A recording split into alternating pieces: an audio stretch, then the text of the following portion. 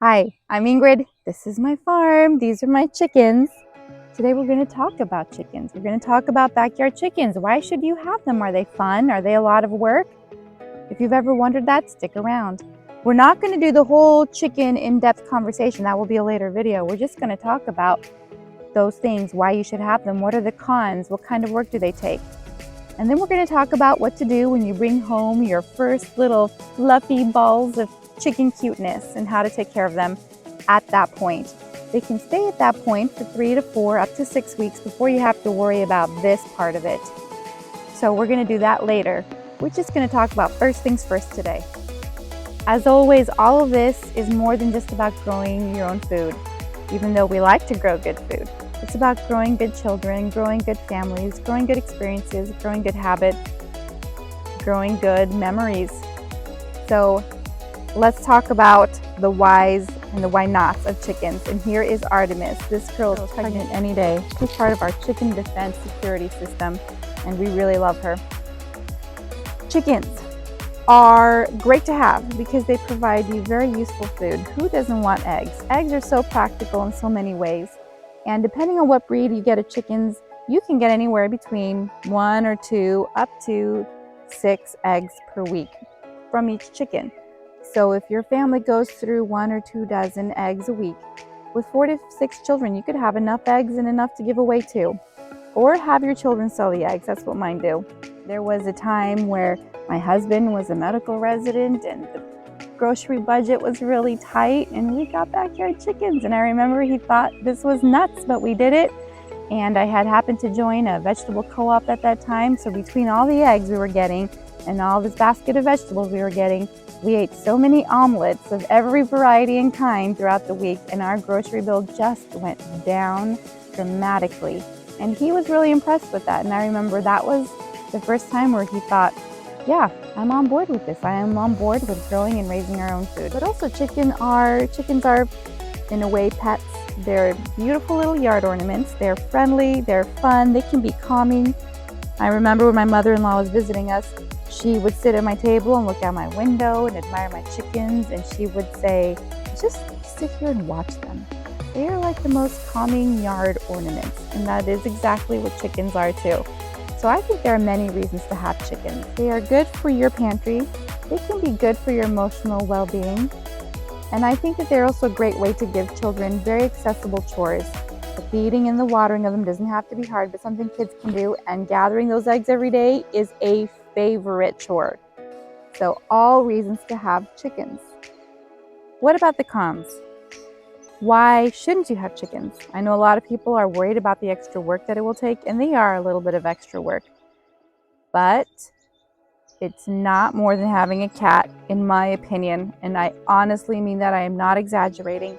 If you only have 2 to 4 chickens, which, remember, could give you a good amount of eggs, I really feel like with big enough feeders and waters, you could have enough there to only have to be worrying about that once or twice a week, feeding and watering them. So I think that's a big bonus of chickens. But I'm sorry, we're supposed to be talking about their cons. Once you move past 8 chickens, I do feel like the level of work increases. Let's not forget the fact that they're going to draw some pests. That chicken feed that gets spilled will draw mice or rats or cockroaches or other types of vermin that you really don't want to think about. I did mention before that there is a level of discomfort we need to become comfortable with when we raise our own food. And that's one of those things. It's part of the world. There's no escaping the vermin. I know we love to spray our homes and our yards till kingdom comes, that we don't see anything that reminds us of the inconvenient world. But that really is not the best way to live. And I don't just mean mentally or emotionally. I mean, it's actually hurting the earth and our ability to connect with it. So we can talk about that more later. But this is just one of those uncomfortable truths. There will be some type of pest or vermin around any animal, like a chicken that is a livestock that you choose to keep. Another con is that chickens, when wet, their poopy area, when it gets wet, is very stinky. And there's no way around that. And chickens just poop wherever, unlike cats. And so that is something that's not very palatable for a lot of people. and I understand that. But the good news is that if you keep just a few chickens and you have adequate housing and with minimal maintenance, you can keep their areas dry, clean, and not smelly. This area behind me does not smell at all. The other good thing about those dirty areas of the chicken coop is that when you clean it out, it makes wonderful compost. You can put it into your compost pile, you can bury it in your garden, and you will thrive off of that. Your soil will be so enriched from it. So, you know, I think I've just proven to myself that all of those cons are really in a way a plus. So, as you can tell, I am a big advocate of keeping chickens. And really, just 2 or 4 chickens is not a huge commitment. We're going to skip over all of the information that you need to actually keep grown chickens, and we'll cover that in a later video. But for right now, we're just going to talk about how to bring home those fluffy little chicks and just keep them safe and started immediately. They can stay that way for about 3 to 4, up to 6 weeks. They will need more space as they grow, but it doesn't have to be anything too challenging. It can be, if you just have 2 chickens, it can be a dog crate up to 6 weeks before you really have to worry about more permanent housing solution and keeping them safe. When they are little, we'll often keep them in our house or a garage in a big Rubbermaid bin or tub until about 3 to 4 weeks, and we'll move them into something a little bit bigger before we transition them to something more permanent. Maybe you want to know what breeds of chickens to pick when you're going to pick your chicks up at the store or order them online or get them from a friend. You can pick very docile breeds of chickens that are good layers. You can pick extremely docile breeds of chickens like these silkies that are not great layers. Maybe I get 4 eggs a week from each chicken. That's a maybe. Or you could pick chickens that are aggressive layers and maybe are not the friendliest. You can pick chickens that forage or survive in a wild environment extremely well. You can pick chickens that really need to be taken care of, like these silkies. You can pick chickens that are better off being used as a meat bird. They're large and give you a lot of meat, and so they do very well in that situation. You can pick chickens that are dual breed, meaning they lay well and they grow large and serve well as a meat bird. We do both. We raise chickens as layers and we raise chickens as our meat birds because there are different qualities that we choose in them, but they really are breeds that could meet both. So there's a lot of ways you can go right, very few ways that you can go wrong. Chickens are not generally unfriendly. You can get a broody hen that doesn't like to have her egg collected, but the handle of a broom will work just fine in moving her aside. Roosters can be a little bit unfriendly, but if you buy from a hatchery or a store, they can guarantee that there are no roosters in that selection. And I think that answers a lot of people's problems when they're worried about that. So you can see it is not an insurmountable difficulty to get started with chickens. And let's show you what that looks like right now.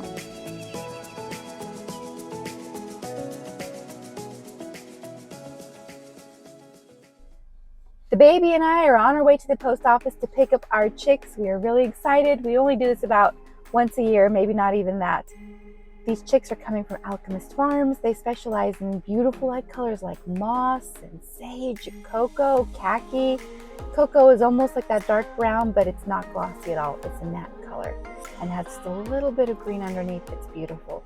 We really look forward to adding these egg colors to our flock. We have them, but we wanted a little bit more. So we ordered chicks from Alchemist Farms. They're here, they're at the post office, they're waiting for us, and so we're going to show you what that looks like.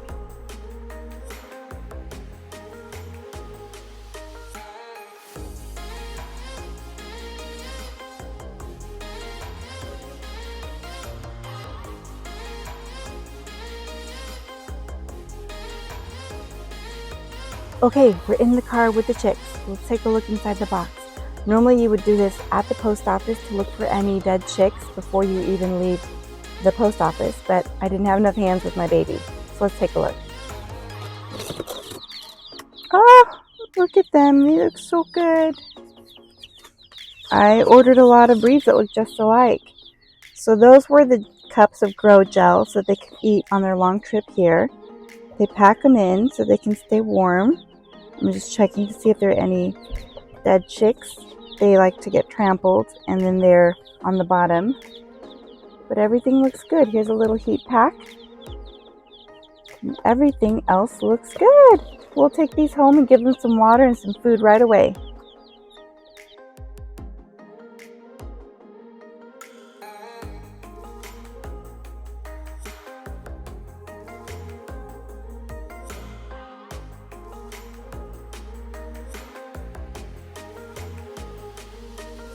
Here are some silky chicks that we have.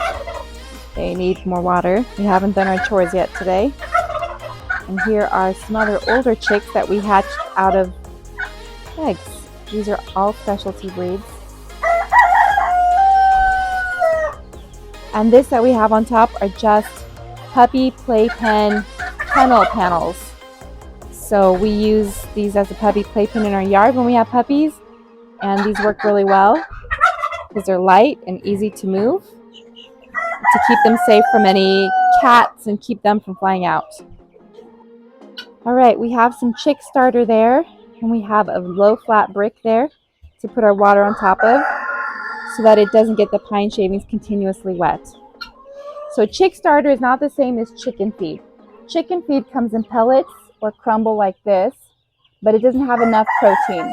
You want chick starter that has really a lot more protein for these little chicks that are growing so rapidly. So chick starter, you can choose medicated or non-medicated. I choose non-medicated always. There's also a theory if you have chickens that have been vaccinated and you give them medicated feed, that they might get sicker. I don't know if that's true, but it happened to me one year. So I always choose non-medicated. And they have clean water. So here we're ready to put our chicks in. So we dip their beaks into the water. Get them a little drink so they can rehydrate, and we let them go one at a time. Some of them are ready to go. They're thirsty.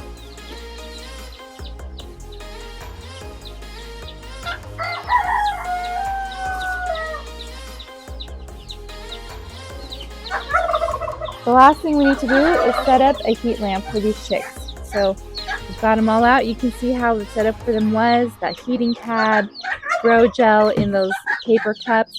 Alchemist Farm likes to commit themselves to having very little waste, so they don't use any plastic in their packaging. So we have a stand with a heat lamp, but you can buy heat lamps at any ag supply store, Rural King, Tractor Supply. You can even find the metal ones that look like this at Lowe's, and those are the cheapest option. So we'll often just clip them to the top.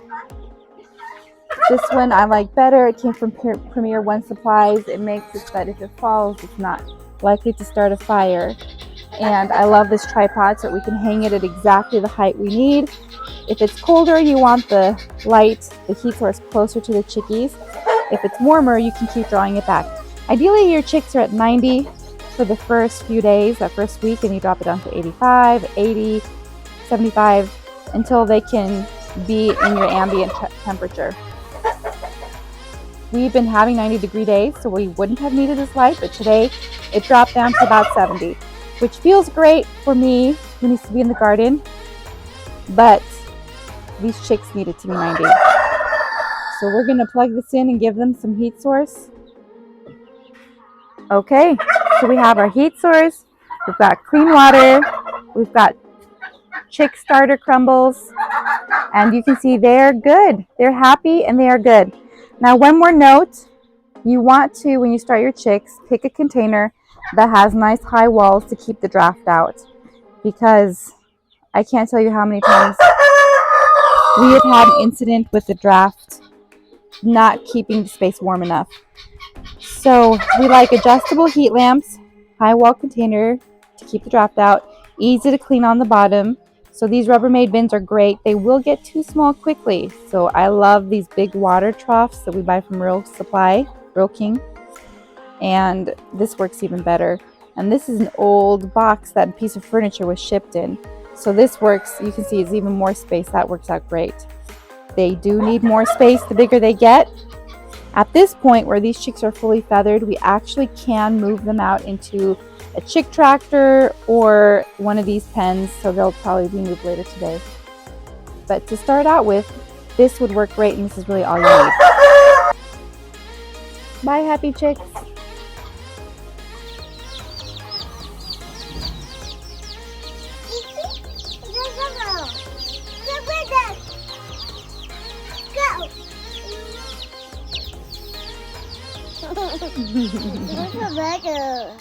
I have a visitor. Oh no!